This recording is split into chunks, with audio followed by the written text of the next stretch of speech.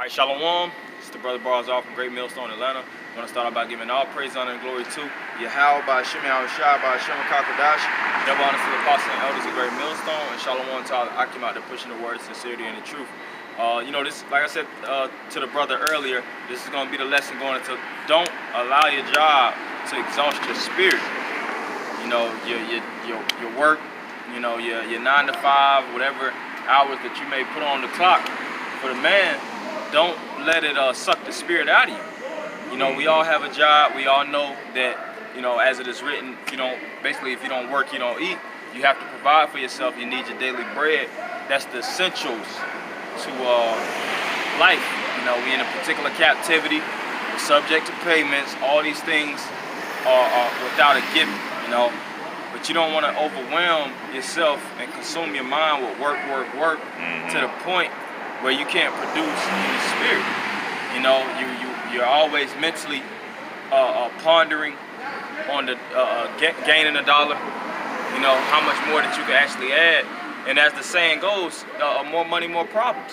Because what happens with Jake is Jake will, you know, make a little bit of money. Say for instance, you're making, just throw a number out there, $30,000 a year, $40,000. You know, now you want to make $60,000. Now you want to, you know, you always want to go up. And then you equate, you know, a lot of money making with hard working. So you have to double up your time. Instead of putting 45, 50 hours a week, now you're trying to push for 65 hours a week. Now you're trying to push for 70 hours a week. And all that time that you're putting towards the workforce is sucking the spirit out of you, and it's making it where putting your essence into reading, studying, purging, keeping your spiritual man maintained is being reduced because you're trying to keep up with the life of the Joneses. You want a better car, you know, you want a fatter house, you want to get jewelry, you want to get clothes, cars, you want to look nice and get relevance for the women of the world, and all these different things are just that, the world, and it never will satisfy you. It's a constant carrot on the string that you're constantly chasing, and you'll never get to the point where you're appeased. So you have to understand, like, all right, this is my threshold that I'm gonna reach. You know, I'm gonna get to this point. This is the most I'm gonna put out. You know, and I'm gonna provide, make sure that my time is balanced to the point where I can actually put my full essence and put my full spirit in the ministry and fully produce on both ends. You see, it's all about perfect balance and harmony in both of the worlds, so that you can appease, of course, the first and foremost, Yahweh by Hashem Yahushua for doing the work of the Lord, and then you can appease yourself by taking care of yourself, whether you're woman, your kids, so on and so forth. You see, so I'm gonna start with, matter of fact, start with that since I spoke on balance. This is Proverbs 11:1. It says, "A false balance is abomination to the Lord, but a just weight is his delight." Right, so anything that's off balance, when the scales is dramatically tipped, can be very, very detrimental on oneself, you know. And like I said earlier, for that constant work spirit, what happens? You're constantly dehydrated. You always want to sleep. You're malnourished because you can't get a proper meal in. You never can sit down. You have a level of anxiety. You're always anxious to get more money. You know, you get greedy. Because what does it say? Matter of fact, since I'm going into all those, let me get that in Timothy. You know, it's a lot of things that entail money making and hustling. It starts to become what? An addiction. That's one of the heaviest addictions that our people face is the lust for the dollar bill. Now, of course, like I said earlier, you know, you have to provide for yourself. If you got you a little hustle, a little side hustle, do your thing, you know. This isn't a thing where it's, all right, you know, saying don't make money. That's obvious. You gotta handle certain things, but it's always doing things and making sure everything works in harmony. You see? This is 1 Timothy 6, and I'll start at 7. I'll start at 6. 1 Timothy 6:6. But godliness with contentment is great gain. So that's one of the most pivotal things that Paul specified and magnified that a level of godliness, which godliness comes through the virtues of the word, having that with contentment, a level of, in an area of contentment, knowing, okay, I had enough. You know, I made enough for the week. You know, what I'm making for the year, that's good for the year. Let me just balance that. You know, the car that I got, whether it's a 2002, a 2003, a 2005, you know, I'm just gonna balance that. I'm cool with that. I don't have to get a 2018. I don't have to get the newest iPhone. I don't have to try to get in the fattest house and this, that, and the other. Because at the end of the day, it's all vanity. You see, that's why the scripture says what? The fashion of the world passeth away. You try to get you a 2018 car, you have to put down, you have to have interest and all these different things, which is sucking basically your funds away, and you have to double hustle in order to pay that off. And by the time you pay that 2018 car off, it might be 2022, 2023, so that 2018 is old. Now what? You have to update that, and you're constantly trying to stay updated, and when everything that you're trying to update gets outdated, man. So it's nothing but a cycle, man. It's a vicious cycle, and if you don't put yourself at a level where you could say, all right, I'm good with this, I'm content with this, then you'll always be bugging out for another extra penny, so to speak. And you have individuals that actually became rich, some filthy rich, tens of millions, hundreds of millions of dollars, and they'll tell you that you know, money isn't everything, man. You know, they actually reached the apex where, you know, a lot of people would desire to get to, and they'll let you know, like, you know, truthfully speaking, money isn't everything. You know, you had actually Warren Buffett.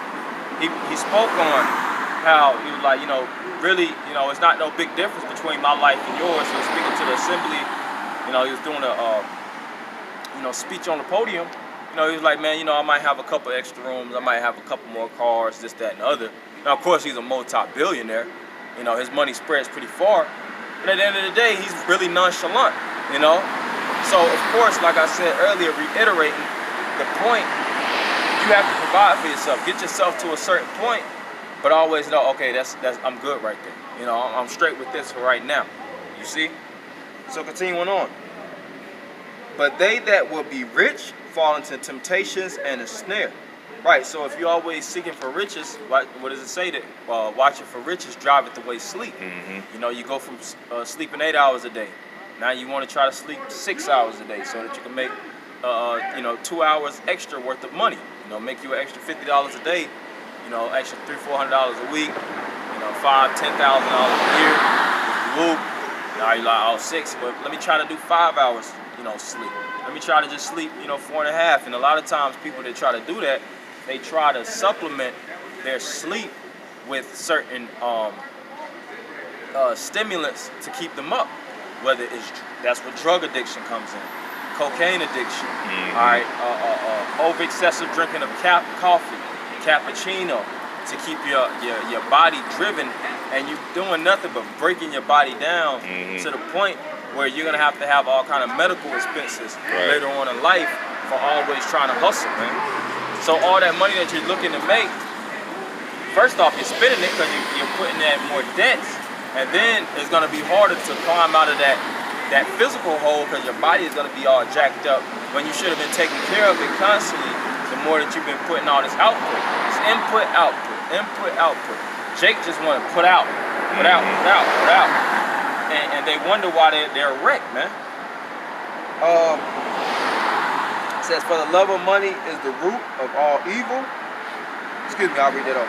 But they that will be rich fall into temptations and a snare, and the temptation, of course, is the dollar bill. I wish I had one in my pocket to present it, you know, because every Jake, you know, speak about Benjamin Franklin, speaking about, you know, them Washingtons, man, you know, them Franks, you know, that's their favorite word, them dead presidents, man, and they'll kill for that money, they'll rob houses for that money, you know, they'll sacrifice their own family members and sacrifice their lives in order to obtain money, all due to the fact of, because with money comes what? Women, comes relevancy, comes status, comes respect, you see? And that all these things drive men into perdition and destruction. So it says, and into many foolish and hurtful lusts, which drown men in destruction and perdition. You see, so you're thinking that you're swimming, but what's happening? You're constantly drowning. You're getting lower and lower and lower to the point where nobody can save you out of that situation. You see, and this is a sink or swim lifestyle, man. You know, you're not gonna have individuals that are gonna go out their way to almost drown themselves to put you out. You know, pull you out of your debts. You gotta remember that this place is predicated and it's built on keeping you financially bugged out, man. Right. To keep you always chasing after something. You know, so you have to understand to a certain degree behavioral psychology. You got to understand the sociology and how the powers that be stand on top of you, and they always want you to run after these things that don't even exist. It tells you in Proverbs how money maketh itself wings and it flieth away as a dream. You're trying to stack all this money, it doesn't even matter, man. It's fiat currency. You know, which that's a topic for another time. The money that we have is not even money, man. Right. Money is defined in economics as something that's equivalent to silver and gold. This money that we have is not backed by silver and gold. It has been detached from the gold standard, so it's nothing but fiat currency. All right, it's basically credit. And you have Jake that's doing everything in their means to stack this little nothing up. Continuing on. It says, for the love of money is the root of all evil. See? So that love and that passion to make money is gonna always root you in evil, because what happens? You stop wanting to make money legally. You know, you can balance the legal with the illegal. Maybe you could take your money and flip something. And then most jakes, they'll turn to flipping cocaine, flipping drugs, because that's the quickest scheme and plot in order to make fast money. Fast money is, you know, the faster you make it, the faster the boys come down on you, man. And if you listen to even these top mobsters, mafia guys, you know, they'll say without a shadow of a doubt that they, you know, regret that life. You know, they might have been hustling, making millions of dollars in their glory years. You know, they might have been running up abundance of money for 6-7 years, but they got to spend life in prison. Right. You see, you got thrown 70 years, and you only made 7 years worth of money, man. It don't matter how much money you made, your life, your time has to be going away. And now what you're making, 10 cents an hour, working for the man in prison. You eating stale grits, you know? You are sharing cigarettes and you're having homosexual relations with individuals in prison, and it all stems from that addiction, the addiction of money. And it's abundant out here. All right, money is everywhere. You see? So it says, for the love of money is the root of all evil, which while some men coveted after, they have erred from the faith and pierced themselves through with many sorrows. Right, so the more that you had that passion and that lust, you seen that it got you nowhere but into a perpetual depression. You see? Because you're always feeling obligated to make more, get this, get that, flip this, flip that, show yourself off. Because with a lot of money, a lot of people want to what? Flaunt. And that's when you have wolves that start to get attracted in your environment, you see? And you have women with their strong lust to take money from you, because they're not attracted to your soul, they're not attracted to your personality, your good looks. You know, they're attracted to the money that you have, so they'll plot and scheme to rob you, get you shot. You see? Just to take what you actually have in your possession. You see? So that's why the truth is about humility, living a low-scale lifestyle. All right, living under the radar, keeping yourself in a position where you can maneuver without everybody actually keeping the eye on you. You have to be like a silent assassin in this truth, man. And always trying to flaunt yourself and being seen, being noticed, and things of that nature, that makes you a target. You don't want to be a target. You want to be the exact opposite. That's why actually even rich Edomites and things of that nature, you see how they dress, you see how they look, right. You see how they live, you see what they drive, because they don't want to be a target to the masses of the people. They want to be hit. All right? So it says, for the love of money is the root of all evil, which while some men coveted after, they have erred from the faith and pierced themselves through with many sorrows. But thou, O man of God, flee these things, and follow after righteousness, godliness, faith, love, patience, and meekness. So those are the main things that a man of the Lord should be coveting after: faith, love, patience, meekness. And if you want to get technical, the richest things on earth are free. Free expenses, which is truly what? The truth. The truth is without charge. It says freely to receive, freely you have to freely receive, freely give. All right, faith is free. It's a gift from the Heavenly Father. In order to build those things, you have to cultivate, you have to put energy into it and put time in. And what does it say? That these things can never be stolen from you. Right. So it's all about laying up the spiritual treasures and always putting your energy into that. That's your job, that's your vocation, that's your occupation, that's your money, that's your life. See, so I want anybody giving all praise, honor, and glory to Yahweh, Shem Yahweh Shai, by Shem Kakadash. Double honors to the apostle and elders, the great millstone. Shalom.